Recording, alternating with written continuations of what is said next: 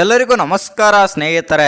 ರೋಹಿತ್ ಕೊಹ್ಲಿ ಬೆನ್ನಲ್ಲೇ ಮತ್ತೊಬ್ಬ ಟೀಮ್ ಇಂಡಿಯಾಗೆ ಸ್ಟಾರ್ ಆಟಗಾರ ನಿವೃತ್ತಿ ಘೋಷಣೆ.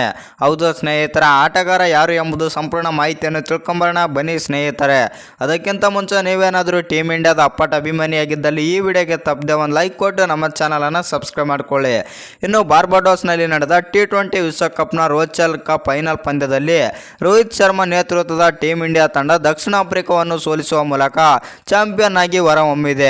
ಅಸಂಖ್ಯಾತ ಭಾರತೀಯ ಅಭಿಮಾನಿಗಳ ಕನಸನ್ನು ರೋಹಿತ್ ಶರ್ಮಾ ತನ್ನ ನಾಯಕತ್ವದಲ್ಲಿ ನನಸಾಗಿಸಿದ್ದು ಇಡೀ ಭಾರತವೇ ಈ ಅಮೋಘ ಕ್ಷಣವನ್ನು ಕೊಂಡಾಡುತ್ತಿದೆ.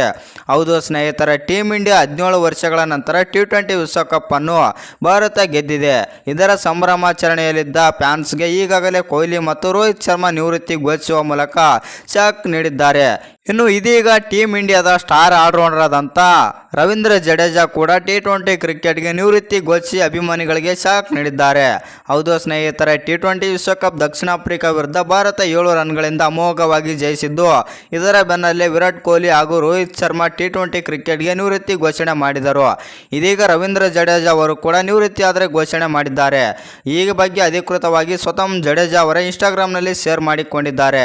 ಇನ್ನು ಈ ವಿಡಿಯೋ ನಿಮಗೇನಾದರೂ ಇಷ್ಟವಾಗಿದ್ದರೆ ಒಂದು ಲೈಕ್ ಮಾಡಿ, ಶೇರ್ ಮಾಡಿ, ಹಾಗೆ ಇನ್ನೂ ಹೆಚ್ಚಿನ ಕ್ರಿಕೆಟಿಂಗ್ ಅಪ್ಡೇಟ್ಗಳಿಗೆ ನಮ್ಮ ಚಾನಲನ್ನು ಸಬ್ಸ್ಕ್ರೈಬ್ ಮಾಡಿಕೊಳ್ಳಿ.